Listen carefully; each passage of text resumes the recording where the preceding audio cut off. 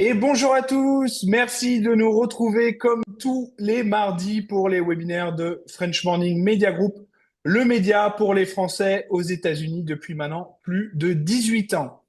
Alors aujourd'hui, on va voir un sujet d'actualité puisque les taxes ont commencé. On va voir pour les contribuables américains, on va essayer de faire le point sur quelles sont vos obligations fiscales à respecter. Et pour répondre à toutes nos interrogations, et on va même répondre à vos questions en direct, donc n'hésitez pas à poser vos questions au fil de la présentation et nos experts les traiteront directement. Le premier, c'est Jean-Philippe Sora, expert comptable, diplômé CPA américain du cabinet MSGL.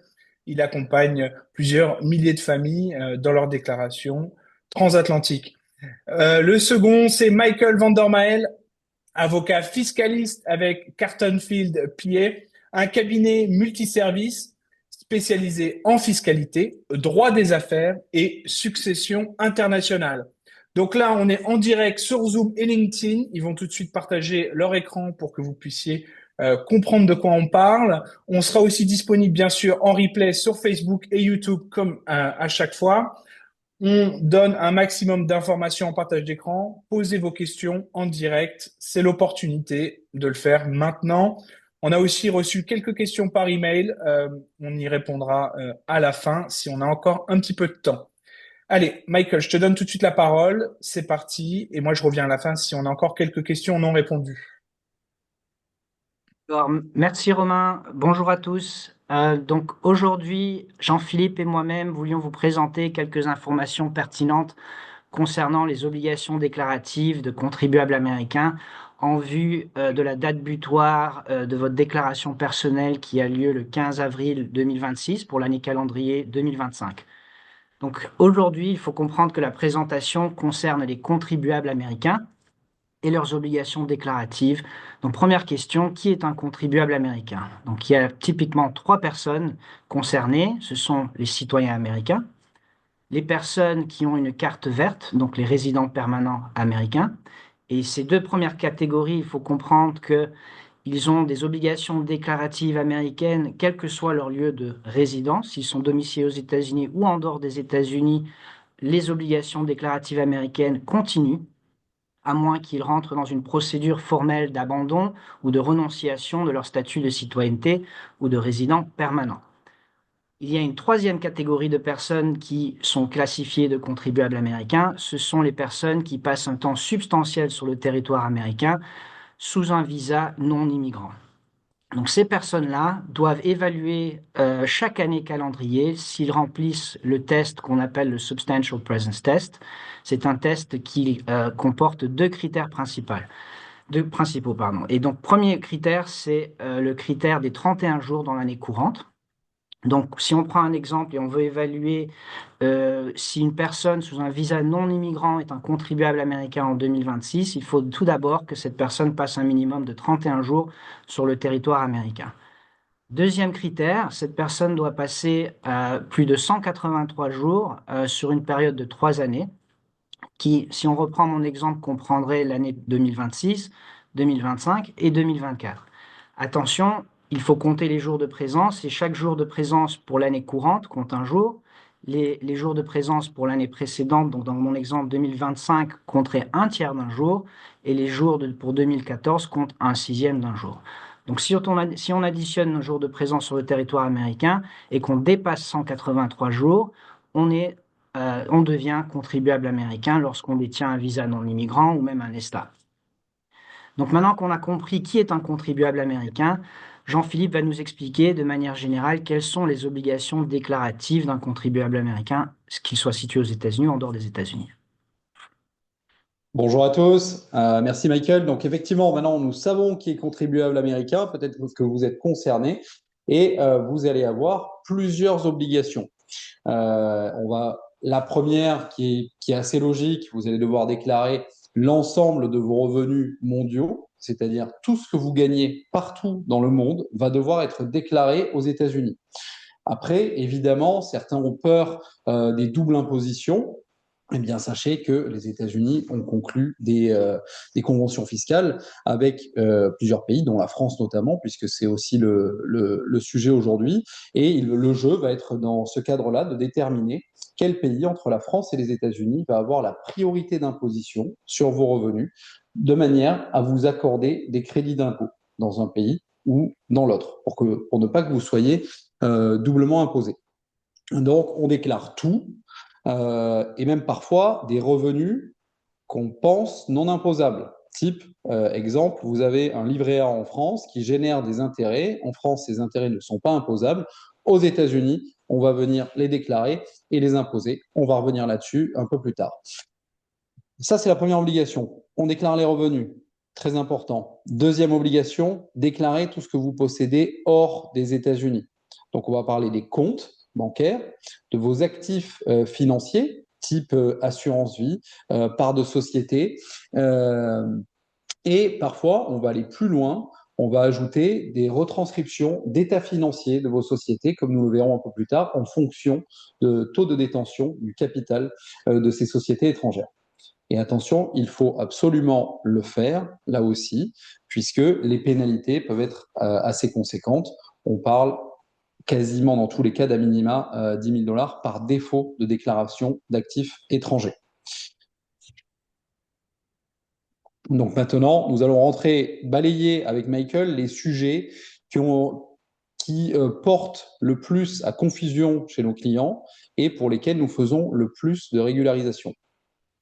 Michael, je te laisse prendre la parole sur le premier, le F-bar, que beaucoup de monde connaît, et puis finalement, peu de monde savent ce qu'il faut mettre dedans. En effet, donc le F-bar, c'est un formulaire qu'on doit utiliser lorsqu'on a des comptes financiers situés en dehors des États-Unis. Typiquement, ce formulaire doit être rempli lorsqu'on remplit certains critères. Le critère du seuil déclaratif, donc si vous avez plusieurs comptes en dehors des États-Unis, il faut évaluer le solde de chacun de ces comptes, le solde maximum de chacun de ces comptes, et si le total cumulé des soldes maximum dépasse 10 000 $, vous devez remplir un formulaire F-bar chaque année et déclarer la totalité des comptes concernés. Il faut comprendre que c'est un formulaire, une déclaration personnelle, que vous soyez célibataire ou marié. Vous devez chacun d'entre vous évaluer votre propre devoir de déclarer ce formulaire chaque année en fonction de vos comptes personnels. Ça comprend aussi plusieurs types de comptes. Ça comprend des comptes que vous détenez de manière directe, donc des comptes bancaires où vous êtes titulaire ou co-titulaire de comptes. Ça comprend des comptes où vous avez ce qu'on appelle une détention indirecte. Par exemple, le cas typique que l'on voit, c'est lorsqu'une personne fait des affaires via une société, une entité non américaine, et cette personne contrôle l'entité ou a une procuration sur les comptes de l'entreprise. Ces comptes de l'entreprise devront être considérés dans dans les soldes maximum pour déterminer si vous avez une déclaration F-bar à faire.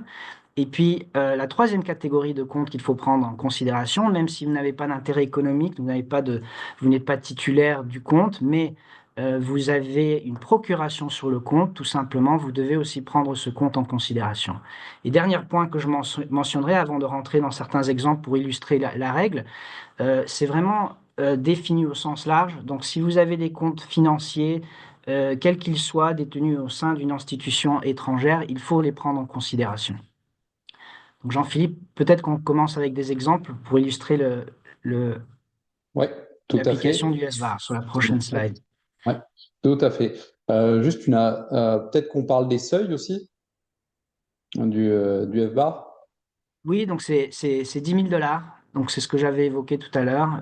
Donc il faut, si vous avez des soldes, si tous vos comptes, les soldes maximum cumulés au cours de l'année courante dépassent 10 000 $, vous devez déclarer tous vos comptes.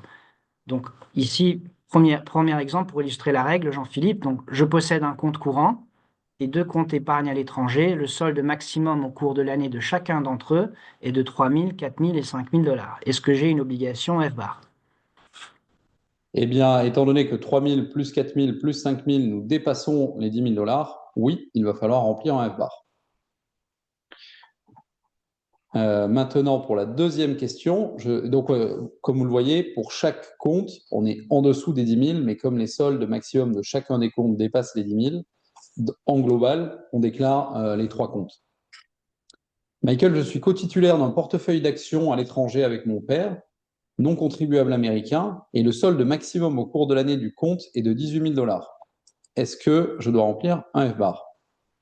Oui, donc vous avez une obligation de FBAR dans ce cas particulier. Tout simplement, on prend le solde maximum du compte qui est de 18 000 dollars pour évaluer si on dépasse le seuil des 10 000. On ne prend pas la moitié du compte, tout simplement, parce que même si vous avez une détention avec votre père en tant que co-titulaire. Donc le troisième exemple, ma mère, non contribuable américaine, est titulaire d'un compte courant à l'étranger. Elle m'a donné procuration sur le compte, Jean-Philippe. Est-ce que j'ai un FBAR à remplir Eh bien, potentiellement? si tu dépasses les seuils en termes de solde maximum incluant ce compte-là, oui, il va falloir remplir un FBAR et intégrer ce compte-là. Voilà, donc même si je n'ai pas une détention directe du compte, je ne suis pas titulaire, le simple fait d'avoir une procuration sur le compte implique potentiellement une obligation de déclarer ce compte. Maintenant, mes enfants mineurs, parce que ça c'est important, les mineurs, on les oublie souvent, contribuables américains ont chacun un livret d'épargne à l'étranger dont le solde maximum dépasse 10 000 dollars. Qu'est-ce que je fais? Et donc ici encore une fois, ça illustre le fait que c'est une obligation personnelle. Donc même vos enfants mineurs qui détiennent potentiellement un livret d'épargne doivent prendre en considération leur compte et remplir eux-mêmes un FBAR s'ils dépassent le seuil des 10 000 dollars. Bien évidemment, ils sont mineurs, donc typiquement, c'est les parents qui ont la responsabilité de fournir et de soumettre ce formulaire à temps.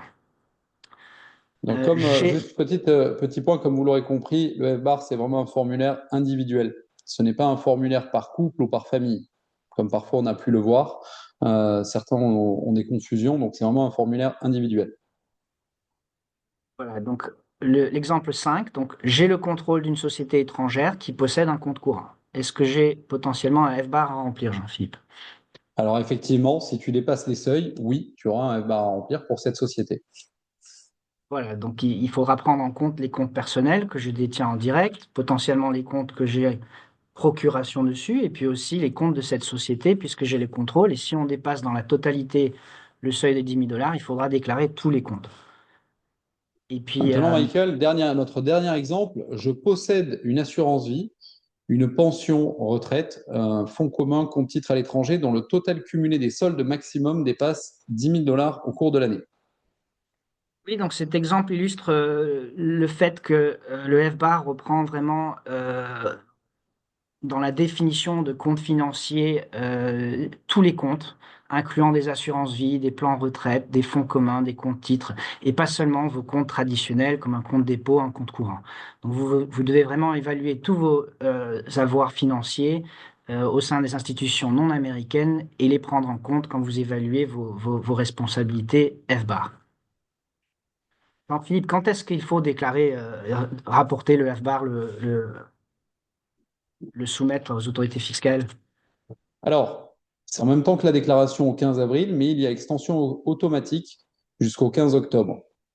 Mais Voilà. donc, au 15 octobre au plus tard, il faut avoir envoyé votre FBAR tous les ans sous peine de pénalité. Donc, c'est votre FBAR, mais celui aussi de la personne avec laquelle vous êtes en couple et de vos enfants, si vous en avez, à condition évidemment que chacun dépasse les seuils. Et donc, si vous, juste pour mentionner un point, donc si vous n'êtes pas en conformité avec vos obligations déclaratives FBAR, il faut savoir que en cas de contrôle des autorités fiscales américaines, il pourrait s'appliquer des pénalités civiles importantes en fonction donc de la conduite du contribuable, si le contribuable était intentionnel, non intentionnel, à moins qu'il y ait un motif raisonnable, donc une explication concrète pour se défendre, pourquoi son FBAR est incomplet ou pourquoi il n'a pas rempli le FBAR. Mais attention, le motif raisonnable est une raison valable et réelle. J'ai oublié ou je ne savais pas ne sont pas des raisons, des motifs raisonnables. Ça, c'est Absolument. Donc, important. il faut évaluer votre situation. Les faits et circonstances varient pour chaque contribuable. Donc, pour évaluer quels sont vos risques. Et puis, bien évidemment, on peut vous accompagner dans des procédures de régularisation pour corriger le tir si vous avez des problématiques vis-à-vis de vos FBAR. Et là, je vois que nous avons une question justement sur le FBAR avant que nous continuions sur un autre formulaire connexe. Le FBAR est un formulaire individuel. Comment remplir le FBAR si l'ensemble des comptes français sont des comptes communs, époux, épouse? Michael, tu veux répondre ou tu veux que je prenne? Oui, vas-y, vu que tu as lancé la Eh bien, question. en fait, vous allez reprendre les soldes maximum de chaque compte et puis chacun, sur son FBAR, va déclarer les comptes avec les soldes maximum des comptes. Et puis, il y a une section spéciale pour les comptes joints, justement, dans laquelle vous allez entrer les noms, prénoms, SSN et adresse du co-titulaire du compte. Après, on a une autre question. Doit-on remplir un FBAR comme non-résident, déclarant 10 quarantenaire? Bon, la réponse est non, puisque ici, la présentation concerne les contribuables américains et leurs obligations déclaratives. En tant que non-résident, si vous remplissez pas les conditions que j'ai énoncées tout à l'heure, vous n'avez pas de déclaration FBAR à faire. Sauf, sauf dans quelques situations limitées, quand on fait des demandes via la convention franco-américaine d'être reclassifié comme non-résident, mais ça c'est vraiment une exception à la règle, mais la règle principale c'est que si vous êtes non-résident, vous n'avez pas de FBAR à faire. On a une autre question. Est-il difficile de remplir le forme FBAR sans comptable? La réponse est non, du moment que vous savez ce que vous faites. Si vous n'êtes pas sûr, il vaut mieux être accompagné, que ce soit par nous ou quelqu'un d'autre. Mais il faut que les informations soient justes et complètes. Voilà, que vous utilisiez les bons taux de change, mais à partir du moment où vous savez ce que vous faites, non, vous pouvez le faire tout seul. Oui, je rajouterais que les conséquences sont lourdes. Même pour une faute non intentionnelle, on parle d'une pénalité de 10 000 $ pour le manque à vos obligations déclaratives FBAR. Donc, prendre conseil avec un spécialiste mérite la peine, à mon sens. Maintenant, c'est bien à vous, c'est à vous de voir et d'évaluer les risques. Exactement. Allez, Passons peut-être au 8938, ouais. Philippe. Donc, on continue sur le 8938. En fait, qu'est-ce que le 8938? C'est aussi un formulaire de déclaration de vos actifs financiers étrangers qui inclut dans votre déclaration personnelle. Le FBAR est un formulaire à part qui inclut dans votre déclaration personnelle et qui va reprendre donc l'ensemble des comptes précités, mais auxquels, en plus, on va ajouter certains types d'actifs. Je pense notamment si vous avez des parts de sociétés étrangères pour lesquelles on n'aurait pas d'autres types de formulaires que sont les 5471 et 8865 que nous allons voir un peu plus tard. Là, on va les intégrer dans le 8938. Et les seuils sont plus élevés, puisque si vous êtes célibataire et que vous habitez aux États-Unis, il faut avoir un solde maximum de la valeur de l'ensemble de vos actifs étrangers qui va être supérieur ou égal à 75 000 $ à n'importe quel moment de l'année ou 50 000 $ au 31 décembre. Donc, si vous dépassez un de ces deux seuils, on a le 89-38 à faire. Si vous êtes marié, on multiplie les seuils par deux. Voilà, donc là, on va prendre quelques exemples rapides. Donc, Michael, je suis célibataire, je réside aux États-Unis et je possède un compte courant, un compte épargne à l'étranger et des actions d'une SCI dont le total cumulé des soldes et valeur maximum dépasse 100 000 au cours de l'année. Qu'est-ce que je dois faire? Oui, donc ici, vraisemblablement, il y a un formulaire 8938 à remplir pour déclarer les comptes épargne, vos comptes à l'étranger et les actions de la SCI, parce que vous dépassez le seuil du formulaire 8938 pour personnes classifiées de célibataires et qui résident aux États-Unis. Pour rappel, il faut prendre le solde de tous vos comptes et la valeur des actifs financiers, donc en l'occurrence ici dans l'exemple, les actions de la SCI. Ici, on dépasse à n'importe quel moment de l'année 75 000 $ de solde et de valeur, vous avez une obligation déclarative sur le 8938 et déclarer tous les avoirs. L'exemple 2, Jean-Philippe. Oui. Donc maintenant, si je suis célibataire et je réside en dehors des États-Unis, et je possède un compte courant et un compte épargne à l'étranger dont le total cumulé des soldes maximum ne dépasse pas 300 000 au cours de l'année et le total cumulé des soldes au 31 décembre ne dépasse pas 200 000 dollars. Est-ce que j'ai un formulaire 8938 à remplir? Alors non, tu n'auras pas de 8938 à remplir. Pourquoi? Parce que lorsque vous êtes contribuable américain, mais que vous habitez à l'étranger, les seuils en tant que célibataire sont de 300 000 à n'importe quel moment de l'année ou 200 000 au 31 décembre. Si vous êtes marié et que vous filez jointly, les seuils sont doublés. Exactement. Donc un peu différent du FBAR, ça inclut donc pas seulement les comptes bancaires, mais aussi d'autres actifs financiers comme vos participations dans des sociétés non américaines. Et donc, à ne surtout pas négliger non plus. C'est important.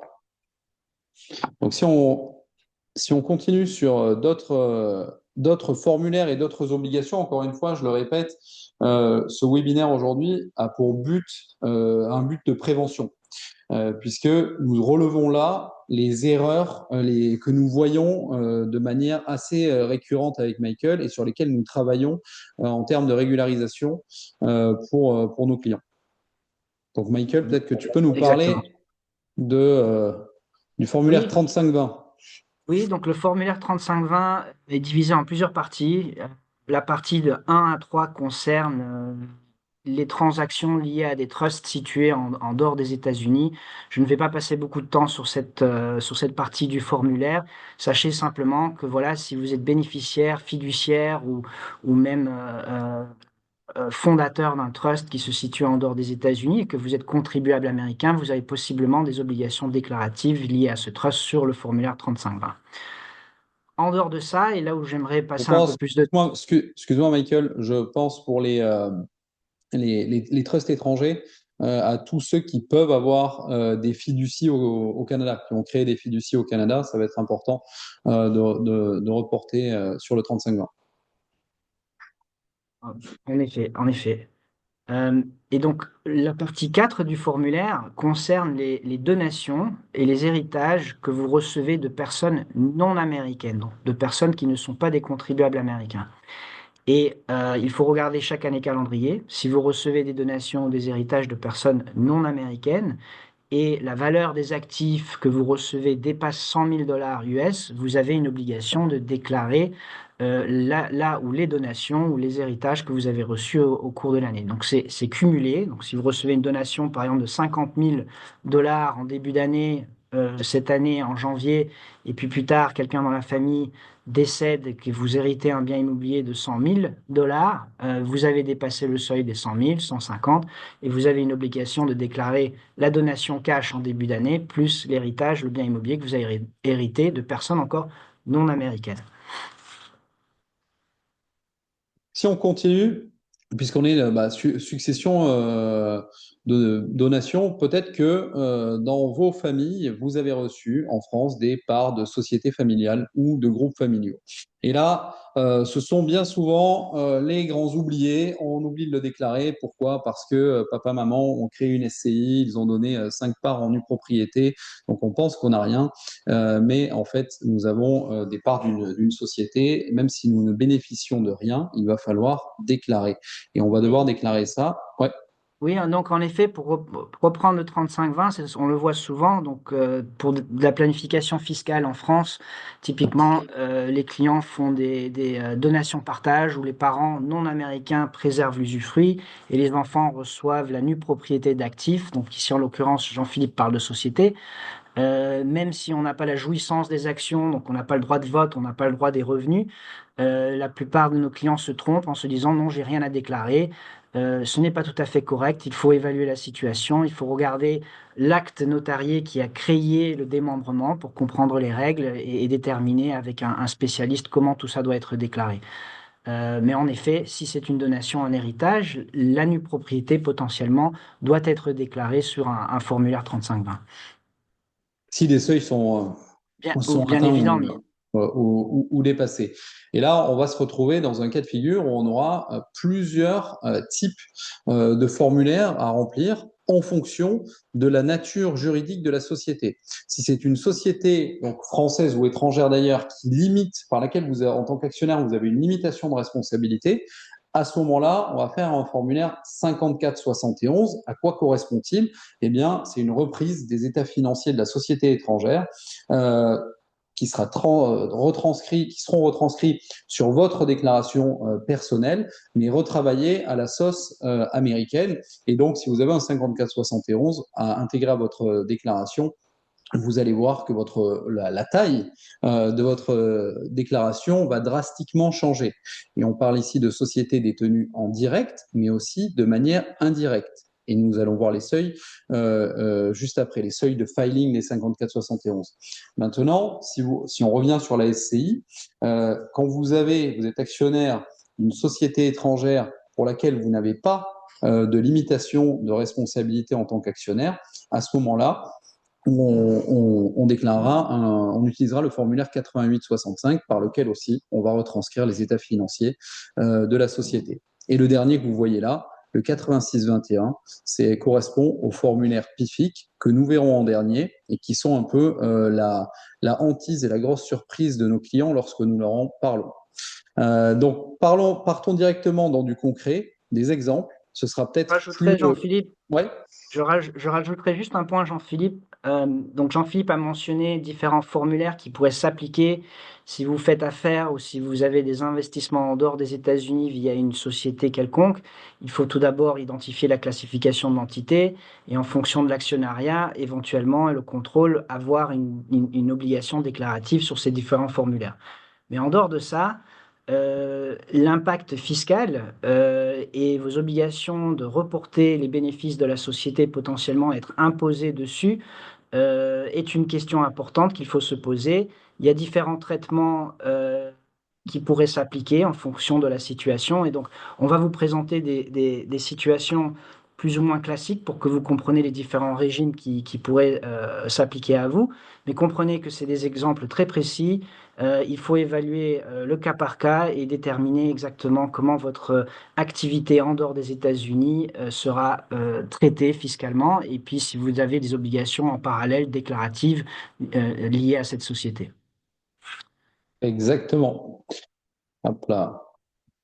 Donc, Michael, là, nous sommes dans le cadre où Monsieur X est une US personne qui détient 5% du capital d'une société étrangère, donc une société à limitation de responsabilité, type en France SA, SAS, SARL. Et le reste de l'actionnariat est détenu par des non-US personnes, des foreign personnes. Qu'en est-il sur, par exemple, le traitement des bénéfices, des distributions ou en cas de vente d'actions? Oui, donc ici, je veux surligner que le point important, c'est commencer avec la classification de l'entité. Comme Jean-Philippe l'a mentionné au départ, une SA, une SAS, une SARL, c'est classifié de Foreign Corporation pour le traitement fiscal américain. Donc, ensuite, on doit identifier qui sont les actionnaires.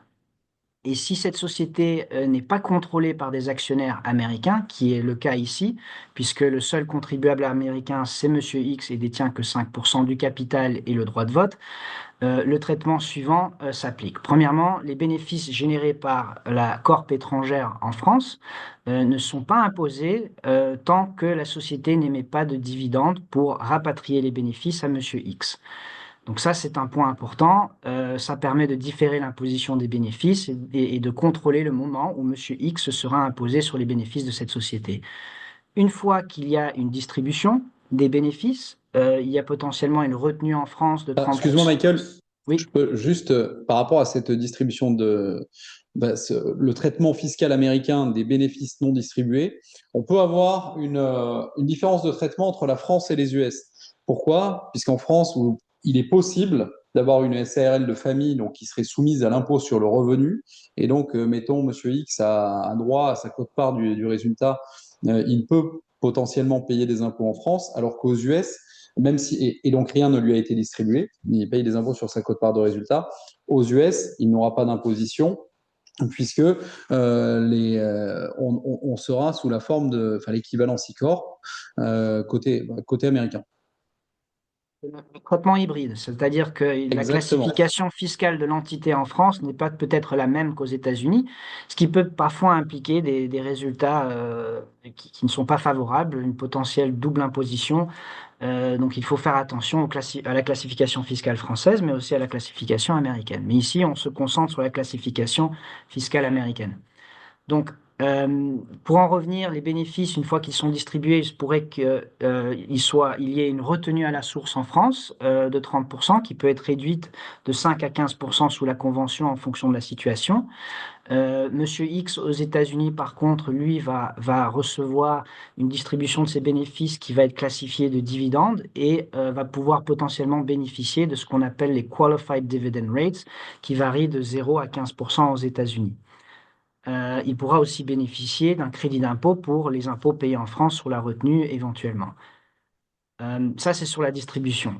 En termes de vente d'actions, donc si Monsieur X décide de vendre ses actions, donc ses 5% dans l'entité, s'il a maintenu ses actions pendant plus d'un an, la vente des actions sera soumise au régime des Preferred Capital Gains Rate, donc c'est des taux préférentiels qui seront imposés sur la plus-value latente qui est dans les actions, on va dire, et les taux varient de 0 à 15%. Maintenant, si les actions étaient détenues pendant moins d'un an, Monsieur X serait imposé au taux ordinaire qui varie de 0 à 37% aux États-Unis actuellement. Donc ça, c'est sur le traitement fiscal qui est potentiellement avantageux si on veut différer l'imposition des bénéfices réalisés en France. Mais qu'est-ce qui se passe, Jean-Philippe, vis-à-vis des obligations déclaratives? Est-ce que Monsieur X a une obligation déclarative aux États-Unis liée à Alors, son entité? oui, en fait, il peut en avoir plusieurs en fonction de l'actionnariat de la société. Je m'explique. Si Monsieur X a 5% de la société, mais qu'il n'est pas lié aux actionnaires étrangers, quand je parle de lié, ce serait ses parents ou ses enfants, via la notion de constructive ownership, eh bien, à ce moment-là, et que la société est active, là, c'est une vente de production de pièces automobiles, donc on a une activité commerciale. À ce moment-là, Monsieur X, avec ses 5%, doit reporter la valeur de ses 5% sur son 89,38. Si maintenant, Monsieur X est lié au reste de l'actionnariat, que c'est, par exemple, ses parents sont actionnaires, détiennent les 95% restants, bien qu'il soit français, à ce moment-là, la notion de constructive ownership va entrer en jeu. Et d'un point de vue déclaratif uniquement, l'IRS va considérer que Monsieur X détient 100% des parts de la société et donc il devra remplir le formulaire 5471 et retranscrire les états financiers de la société qui sont retraités à la sauce américaine avec tous les formulaires attachés au 5471 et qui correspondent à sa catégorie de failure. Dans ce cadre-là, on ne rentrera pas en compte la guilty tax, qui entre en ligne de compte lorsqu'on a le contrôle de la Donc société. juste pour mentionner un point sur la slide d'avant, Jean-Philippe, donc pour reprendre l'autre formulaire qui pourrait s'appliquer, c'est le FBAR. Encore une fois, Monsieur Oui. X, s'il y a un compte opérationnel de la corp étrangère, a priori, si Monsieur X a que 5%, il n'a pas le contrôle de l'entité et le compte de la société ne devrait pas être à déclarer. Mais admettons que Monsieur X maintenant est le gestionnaire de la société, où il a une position, où il a une procuration sur le compte, il a accès au compte. Monsieur X devra peut-être déclarer ce compte s'il remplit les seuils, bien évidemment, des 10 000 $ sur le FBAR. Donc faites attention, si vous êtes actionnaire d'une société, vous avez peut-être l'obligation de déclarer les comptes de cette société sur votre FBAR. Et si vous êtes signataire aussi sur le compte d'une société, à ne pas oublier, parce que c'est effectivement souvent oublié. Voilà. Ouais. Donc tu reprends le schéma, Jean-Philippe, ici. Donc qu'est-ce que c'est la différence ici? En fait, la différence se situe au niveau de l'actionnariat, puisque Monsieur X est une US personne qui détient 51% du capital de la société étrangère, qui va être considérée à ce moment-là comme une Controlled Foreign Corporation, une CFC. Michael, est-ce que tu peux nous parler des implications fiscales que ça va engendrer côté américain? Oui, ce schéma diffère au schéma précédent parce que cette société maintenant est classifiée de CFC, donc Controlled Foreign Corporation, et il y a un régime spécifique qui s'applique à cette entité en termes de l'imposition des bénéfices générés par la corp étrangère en France vis-à-vis de Monsieur X. La différence, c'est la suivante, c'est que la corp étrangère, maintenant, est détenue en majorité par des actionnaires américains. Donc, dans notre exemple, on a un actionnaire américain qui détient 51% de la société. Mais il se pourrait, dans un autre schéma, qu'il y ait plusieurs personnes américaines qui sont actionnaires de cette entité et ensemble, ils détiennent figure, ça serait néanmoins une CFC, et tous les contribuables américains, même s'ils ont moins du contrôle individuellement, ils auront des impacts liés au régime CFC. Maintenant, en quoi constitue le régime CFC? Tout simplement, les autorités fiscales américaines ne veulent pas que vous stockez, si vous voulez, les bénéfices en dehors des États-Unis sans les rapatrier. Et donc, ces règles, quand vous êtes au contrôle, où vous avez le contrôle en termes de contribuables américains d'une entité étrangère comme celle-ci, une portion des bénéfices peuvent être taxés par transparence, même s'il n'y a pas de distribution des bénéfices sous forme de dividendes ou autre. Il y a deux termes clés qu'il faut prendre en considération. Le premier terme clé, c'est subpart of income. Donc ça, c'est une définition technique qui veut simplement dire les bénéfices générés par la corp étrangère qui ont un caractère passif. Donc admettons que cette société qui produit et vend des pièces automobiles investit dans un immeuble qu'elle met en location. Les revenus locatifs, c'est une activité à part, passive, qui pourrait être considérée du subpart of income. Admettons un autre exemple, que la société veut réinvestir ses produits dans un compte d'investissement qui génère des intérêts, des dividendes, etc. Ça pourrait être classifié de subpart of income. Ces revenus vont être taxés par transparence au niveau de Monsieur X à des taux ordinaires progressifs qui varient de 0 à 37%. Maintenant, en termes de comptabilité, le comptable, Jean-Philippe en l'occurrence, qui prépare les différents formulaires 54-71, va prendre en considération les montants qui ont été taxés, les montants des bénéfices qui ont été taxés par transparence. Et quand il y aura une distribution actuelle des bénéfices, il n'y aura pas une double taxation. Donc, il y a une certaine considération à ce niveau-là. L'autre terme clé, c'est ce qu'on appelait à l'époque guilty, puisque les lois ont changé tout récemment à partir de cette année. On parle maintenant de net CFC tested income. En gros, c'est vraiment le bénéfice généré par votre entreprise et lui aussi potentiellement est taxé par transparence. Donc, dans notre cas de figure, à la hauteur de Monsieur X, 51%, puisqu'il détient 51% de la société, au taux progressif ordinaire qui varie de 0,37% aux États-Unis actuellement en 2026. Sachez que, bien évidemment, ce n'est pas un résultat favorable comparé au schéma précédent, puisque le schéma précédent vous permettait de différer l'imposition des bénéfices générés en France. Il y a une solution au problème, c'est-à-dire que Monsieur X, avec l'aide de son comptable, peut remplir une déclaration en demandant l'application de la section du code 962 qui, en fait, lui permet d'être classifié non pas comme une personne physique, mais comme une société une personne morale, donc une société. Et les bénéfices, premièrement, qui vont être taxés par transparence, donc le net CFC tested income, je ne parle pas du subpart of income nécessairement, mais du net CFC tested income va être taxé au taux aux impôts des sociétés qui est aux États-Unis 21%, donc on est à un taux plus faible déjà, comparé au 0 à 37. En plus de ça, il y a une déduction de 40% des bénéfices imposables.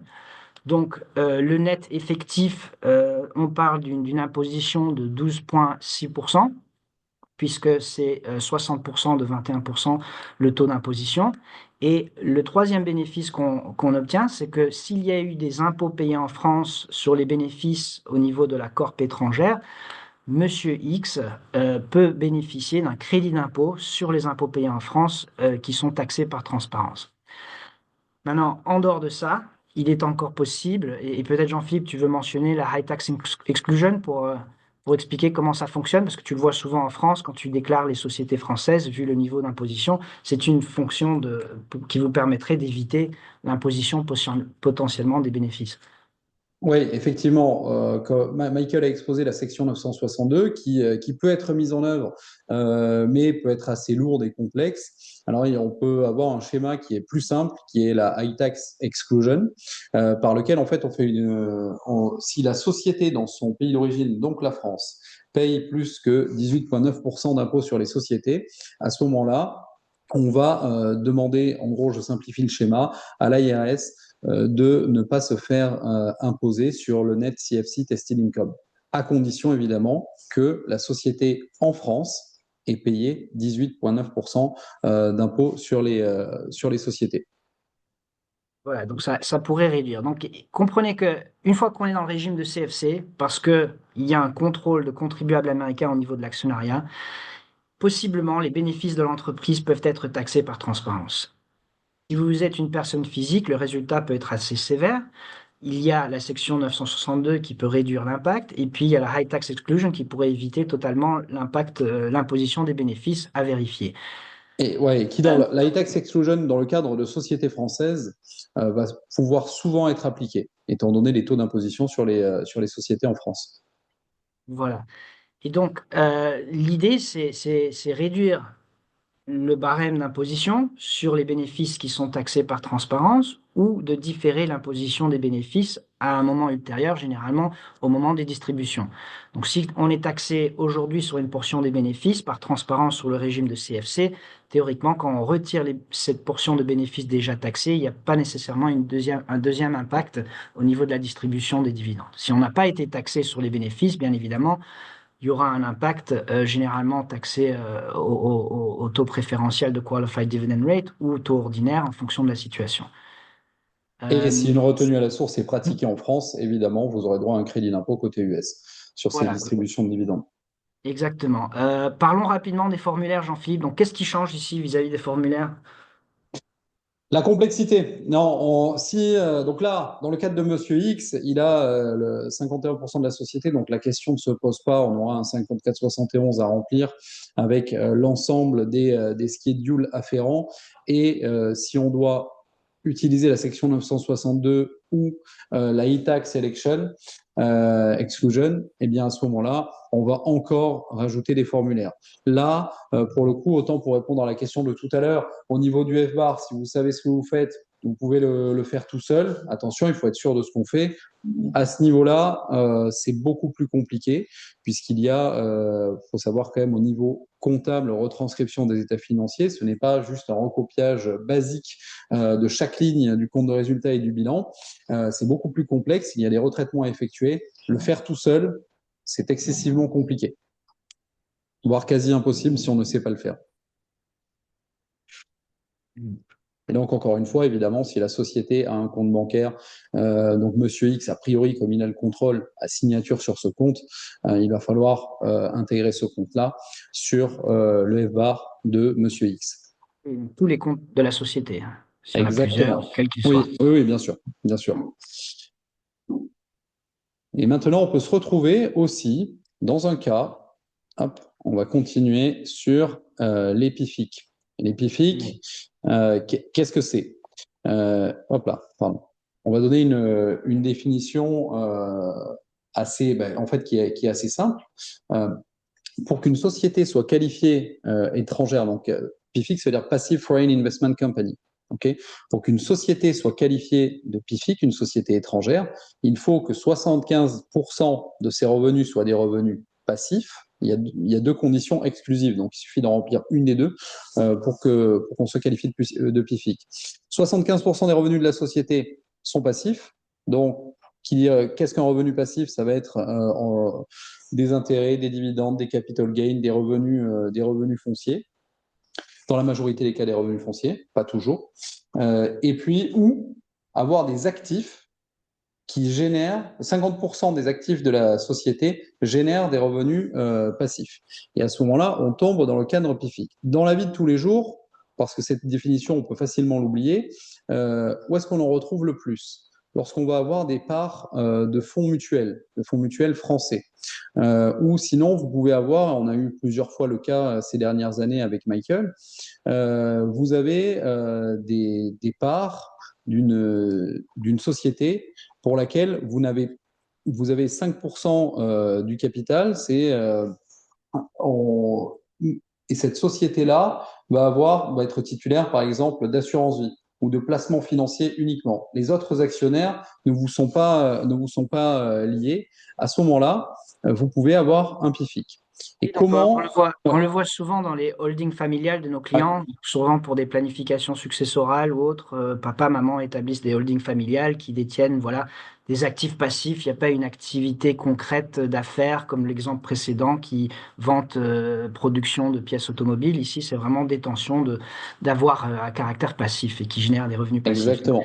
Jean-Philippe l'a expliqué de manière très claire, mais il faut comprendre que la définition d'actifs passifs et de revenus passifs, c'est très complexe.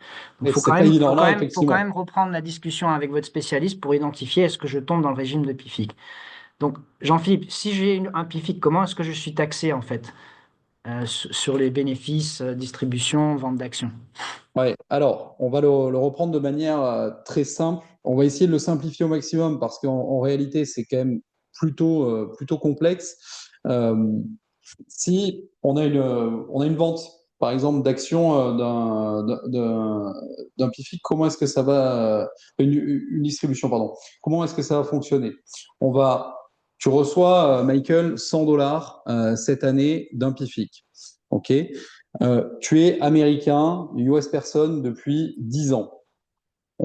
Et tu as reçu à ton arrivée aux États-Unis les parts de cette société-là parce qu'on va éviter de parler de la pré-PIFIC période. Tu es là depuis 10 ans, tu reçois tes 100 dollars. L'IRS te dit, stop, tu dois éclater le montant de la distribution sur la durée de détention du PIFIC, ok, donc sur 10 ans.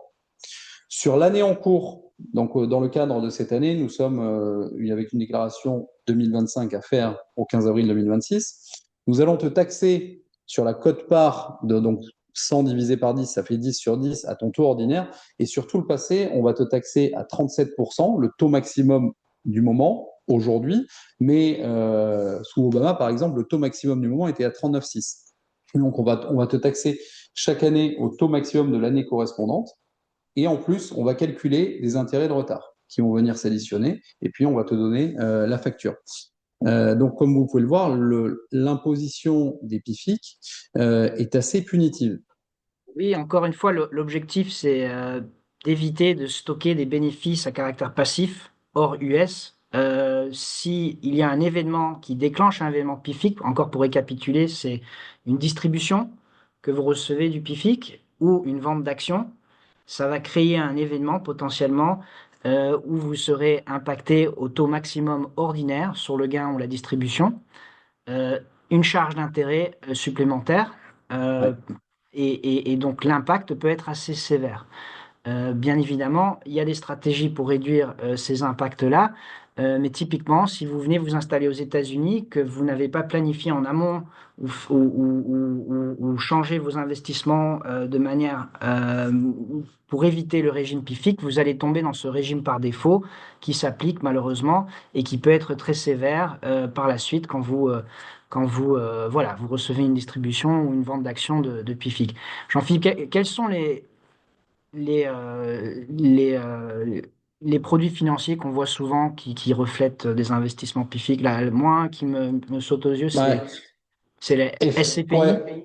Ouais, on va avoir la SCPI puisqu'elle répond aux critères, hein. On a des revenus passifs générés par les SCPI. On va avoir les parts de fonds mutuels. Souvent, on va avoir aussi les gens, et c'est normal, n'y pense pas lorsqu'on a un PEA, un plan épargne action. À l'intérieur, on va souvent avoir des parts de son ancien employeur en France, c'est une chose, mais aussi des parts de fonds mutuels.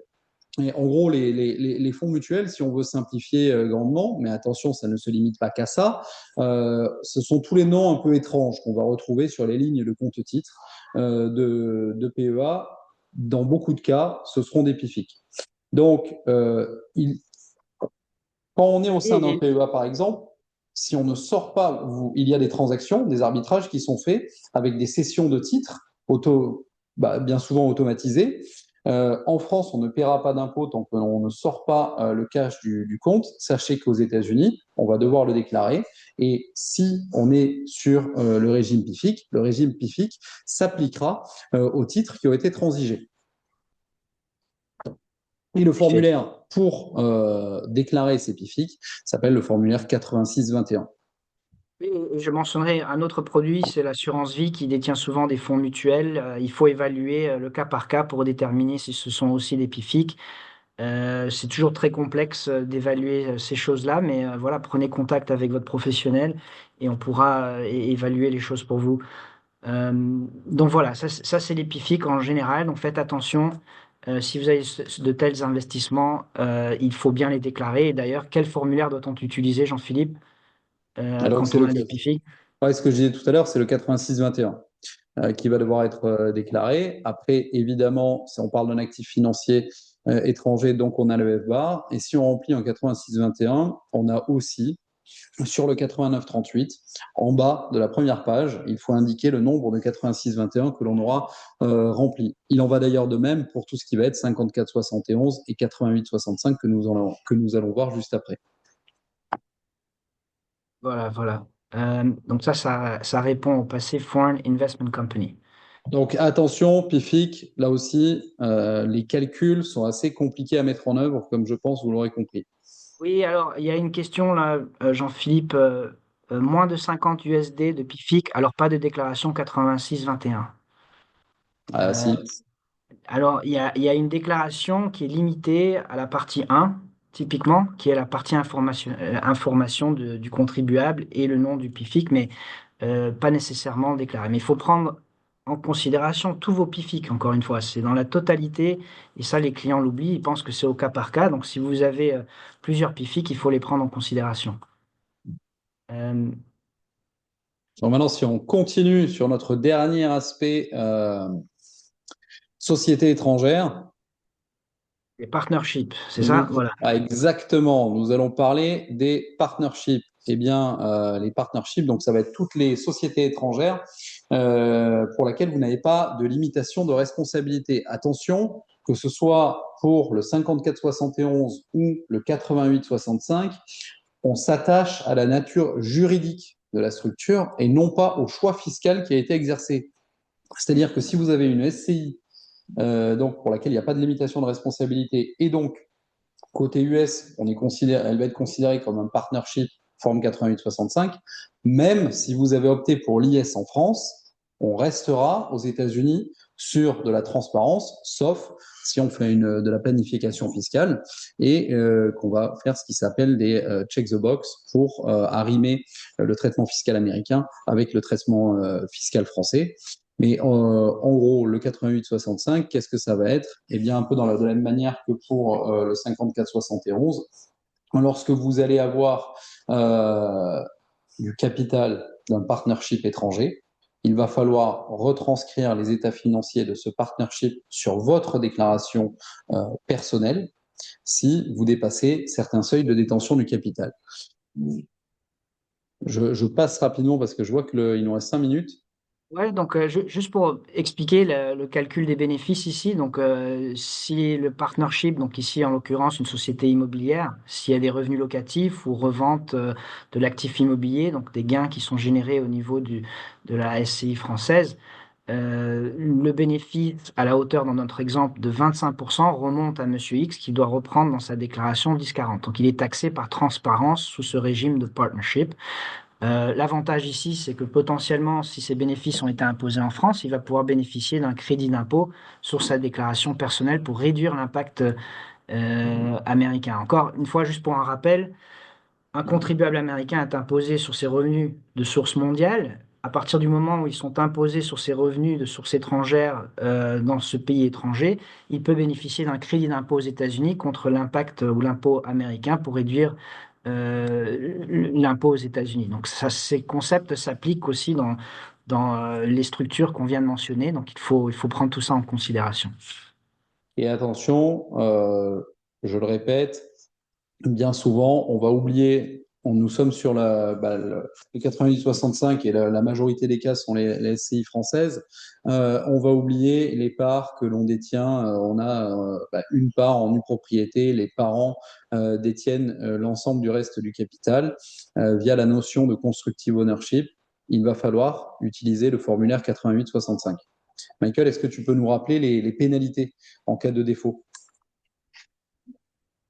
Oui, donc en effet, donc, on a mentionné plusieurs formulaires aujourd'hui. Tu peux passer à la prochaine slide, peut-être, Oui, Jean-Philippe. Euh, tout à fait. donc aujourd'hui, on a parlé de deux choses principales. C'est en tant que contribuable américain, on a l'obligation de déclarer ses revenus dans le monde entier, mais aussi ses avoirs financiers, ses comptes bancaires, etc. Les pénalités peuvent varier en cas de non-conformité. Pour les FBAR, on l'a mentionné, pour des fautes délibérées, ça peut être un maximum de 100 000 dollars ou 50% des montants non déclarés pour chacun des comptes. Donc pour des gens qui sont, on va dire, dans l'évasion fiscale, qui sont clairement délibérés, c'est une chose, mais faute délibérée, ça veut aussi dire des gens qui ont été grossièrement négligents. Donc il faut vraiment évaluer le degré de la faute et la conduite du contribuable pour déterminer s'il y a un risque de faute intentionnelle délibérée. Pour les fautes non délibérées, on parle de 10 000 dollars par an. Euh, Plus inflation, aujourd'hui, la pénalité augmente, elle est de 16 000 dollars par année. Donc, les pénalités peuvent être conséquentes en termes de FBAR. N'oubliez pas, c'est pas simplement parce que vous n'avez pas déclaré le FBAR, mais parce que aussi le FBAR n'est pas complet. Vous avez oublié un compte, les informations ne sont pas correctes. Maintenant, si vous avez un motif raisonnable, et ça c'est à évaluer avec votre fiscaliste, vous pouvez potentiellement vous défendre et éviter toute pénalité en cas d'audit. Un autre exemple, c'est le formulaire 3520 dont on a parlé tout à l'heure pour les donations, héritages de personnes non américaines. Si vous ne déclarez pas le montant de la donation de l'héritage, la pénalité peut atteindre un montant maximum de 25% de la donation de l'héritage. Donc encore une fois, ça peut devenir des montants conséquents. Et pour les formulaires liés à la déclaration d'actions dans des entités qu'on a mentionnées de partnership, corporation, etc., donc 5471, 8865, on parle de 10 000 dollars par omission. Encore une fois, à moins que vous ayez un motif raisonnable. En dehors de ça, on a parlé des revenus non déclarés. Donc, Jean-Philippe, en début de présentation, a parlé des revenus traditionnels. Voilà, j'ai des salaires, j'ai des revenus locatifs, je perçois des dividendes dans ma société européenne, vis-à-vis de ma société européenne, mes activités, mais ça comprend aussi, par exemple, les revenus qui sont taxés par transparence pour un partnership qu'on a mentionné tout à l'heure, les revenus GILTI, support of income, que les gens ne prennent pas en considération. Donc, les pénalités aussi peuvent être importantes et se rajouter au niveau des formulaires. Et ça va dépendre, bien évidemment, du montant des revenus non imposés et des impôts non payés sur ces montants. Sachez que Jean-Philippe et moi-même, nous travaillons ensemble sur des procédures de régularisation fiscale pour les contribuables américains qui ne sont pas en conformité avec la situation. Première chose, il faut évaluer la conduite du contribuable. Pourquoi? Parce que c'est important de déterminer quelles sont les solutions pour corriger le tir. Il y a différents programmes d'amnistie, de régularisation fiscale aux États-Unis qui existent. Chaque programme est établi pour différents contribuables en fonction de leur conduite, s'ils sont délibérés ou non délibérés. Et donc, il faut en parler à vos spécialistes, à vos professionnels pour évaluer justement les différentes solutions pour corriger le tir. Bien évidemment, on est là aussi pour vous assister pour vos déclarations futures et courantes. Si vous avez des questions vis-à-vis de votre situation personnelle, je sais qu'on n'a pas tout répondu aujourd'hui, on est limité par le temps. On va essayer de peut-être répondre à une ou deux questions supplémentaires. Mais n'hésitez pas à contacter Jean-Philippe et moi-même pour toute question éventuelle. Voilà. Merci. On n'est pas trop mal dans les temps. Comment on fait pour vous contacter? Peut-être si on Alors, revient sur la ouais, première page. effectivement, nous avons mis nos adresses mail. Hop, tac. Je vais repartir sur la première page. Voilà, ce qui se passe, pourquoi. Ouais. Hop, hop, hop, hop, hop. Voilà, vous pouvez nous écrire aux mails qui sont là. Peut-être qu'on peut les partager aussi dans dans. Ah non, il n'y a pas de chat. De toute façon, Michael, Je peux, Oui, Romain, je pense je peux les mettre qu'après. dans le chat. Ouais, Et de toute façon, dans 24 heures, il y a un email automatique qui part à tout le monde avec super. le lien du replay. Et en dessous, euh, je pourrais aussi peut-être mettre ton Calendly, Jean-Philippe, si tu souhaites, Parfait, ouais. euh, Ouais, ouais, très bien. pour prendre directement rendez-vous. Et puis, il y aura vos mails aussi. Voilà. Euh, Tiens, une question de Benjamin. On a cette question à chaque webinaire. Qu'en est-il des détenteurs de Visa G4? Oui, donc ça, c'est sur le formulaire SPT. Typiquement, ils sont exonérés de jours de présence sur le territoire américain quand on calcule le SPT. Donc, a priori, quand j'ai parlé du test, du Substantial Presence Test, on parle de visas non immigrants, mais il y a toute une liste de visas exempts qui s'appliquent éventuellement et qui seraient exonérés du Substantial Presence Test. Donc les jours de présence ne compteraient pas. Un autre traditionnel, c'est le visa F1, le visa J1. Il faut faire attention. Il y a des dates limites, par exemple. Par contre, vous ne pouvez pas reproduire votre statut exonéré sous un visa F1 J1 continuellement. Donc faites attention, si vous restez trop longtemps sur ce type de visa, il faut réévaluer votre situation. Jean-Philippe, on a une question de Sylvain. La convention d'impôt entre la France et les États-Unis s'applique-t-elle aux impôts de l'État de Californie?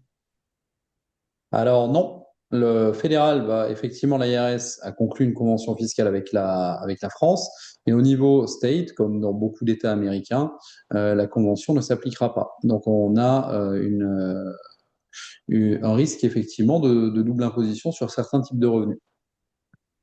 On a une auditrice anonyme qui nous dit, je suis devenue américaine il y a 2 ans. Est-ce que ça va changer quelque chose au niveau de mes déclarations?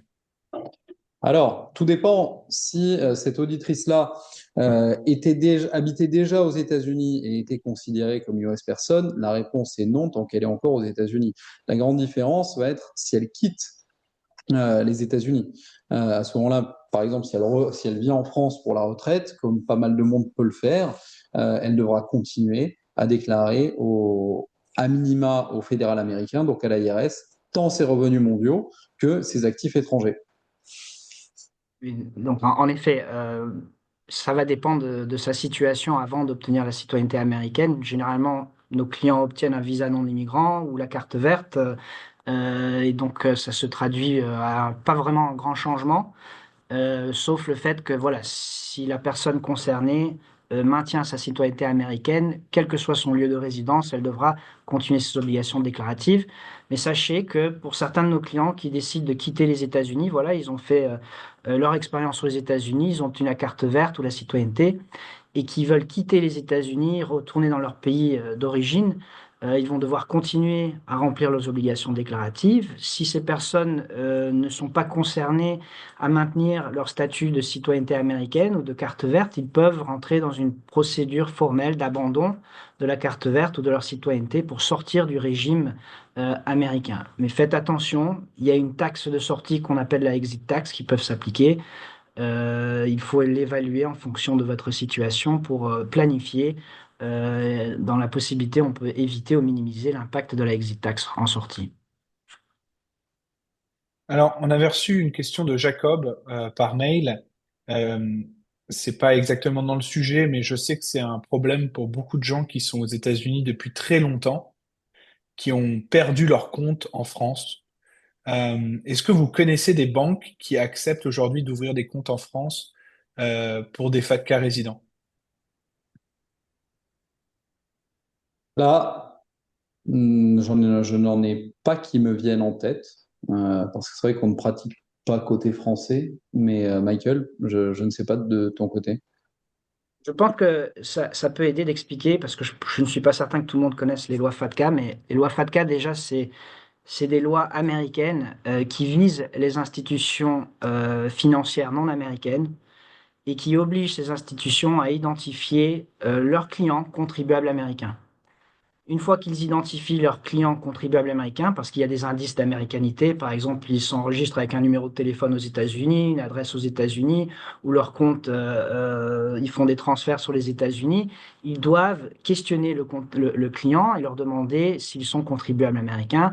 S'ils répondent oui, ils ont l'obligation de mettre certaines informations pertinentes vis-à-vis des comptes financiers au gouvernement français qui les transmettent ensuite au fisc américain. D'ailleurs, c'est comme ça qu'un contribuable américain peut tomber dans un piège d'audit, parce que vis-à-vis des États-Unis, le fisc américain peut obtenir certaines informations des banques, vérifier la situation du contribuable américain. S'il n'y a pas de FBAR derrière ou de 8938, vous pourriez être en problématique. Maintenant, typiquement, les banques, c'est vraiment du cas par cas. Et moi, mon expérience, c'est que quand vous avez déjà une existence auprès de la banque, quand vous allez rouvrir un compte, peut-être que ça peut créer une situation, mais il faut vraiment demander à la banque et se présenter, être honnête. Il ne faut pas mentir vis-à-vis de votre statut, et voir si vous pouvez avoir accès au compte. Mais les plus grandes banques, généralement, sont FATCA compliant. Donc, tant que vous répondez aux obligations et aux demandes de la banque, ils devraient pouvoir vous permettre d'avoir des comptes chez eux. Voilà. Je rajouterai aussi quelque chose de personnel. Euh, Si vous avez un compte en France, ne le fermez jamais, parce que j'entends tous les jours des gens qui voilà ont fermé leur compte en France et qui me demandent comment je peux rouvrir un compte en France. Gardez-le le plus possible. On nous dit aussi que la Banque transatlantique, sous certains montants, peut vous aider apparemment à ouvrir un compte. Euh, voilà. Euh, on avait reçu une question. Pouvez-vous aider dans le cas d'une renonciation de la carte verte?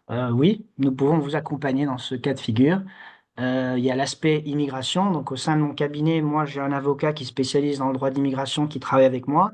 Et on travaille ensemble justement pour évaluer aussi les impacts fiscaux de cette renonciation de votre statut de citoyen ou de carte verte en fonction du cas. Donc, on peut vous accompagner, en effet. Ouais, il y a quelqu'un qui nous dit aussi le droit au compte en France, hein.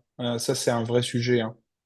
Apparemment, il y a une loi qui oblige à ce qu'on puisse avoir un compte en France. Vous pouvez faire des recherches. Il y a des articles sur French Morning qui expliquent un peu comment ça fonctionne.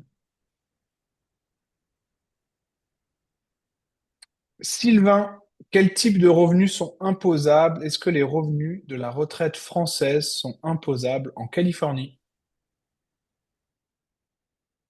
Alors, au niveau fédéral, c'est non, la retraite française ne va pas être imposable. Et là-dessus, il faudrait que je vérifie, mais il me semble, attention, que ça ne le sera pas non plus, mais il faut que je le vérifie. Honnêtement, j'en suis pas certain.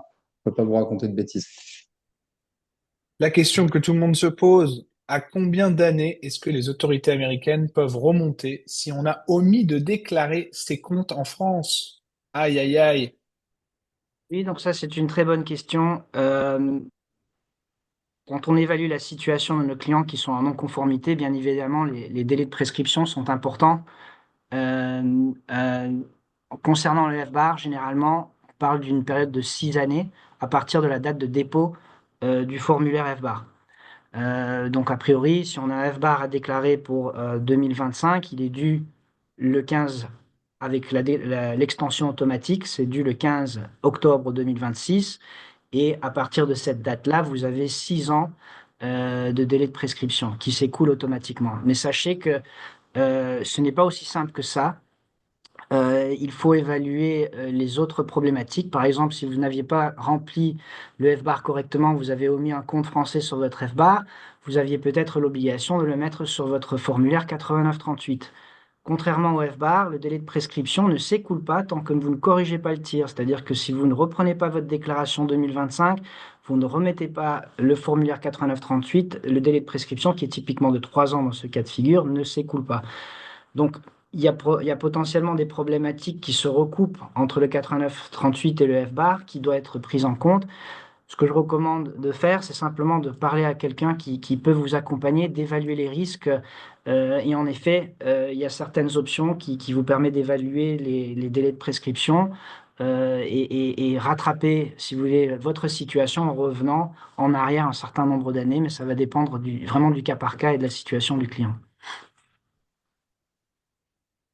Je pense qu'on pourrait répondre à des questions toute l'après-midi. si on continue. Ouais. Je reçois aussi des questions par mail en parallèle. Je vais peut-être juste en Euh, prendre une là pour la retraite. Il y a une auditrice qui dit pourquoi la retraite française n'est pas imposable.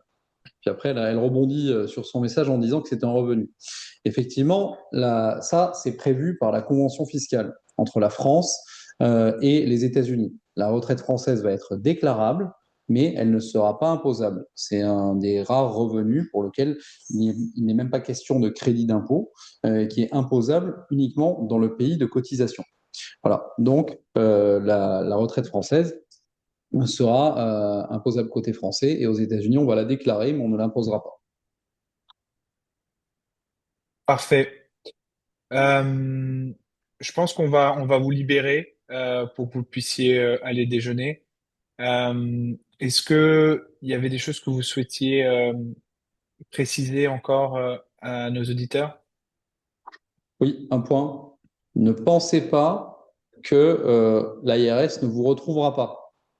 Si vous avez oublié de déclarer ou si vous dites, bon, ben ça, on s'en fiche, on ne trouvera pas, sachez que de plus en plus d'informations sont publiques. Si vous avez des parts de sociétés étrangères, vous tapez votre nom sur Papers, P-A-2-P-E-R-S, et on va voir toutes les sociétés desquelles vous êtes actionnaire. Donc, si n'importe qui peut arriver à le trouver, l'IRS aussi. Donc, faites Et bien attention, déclarez.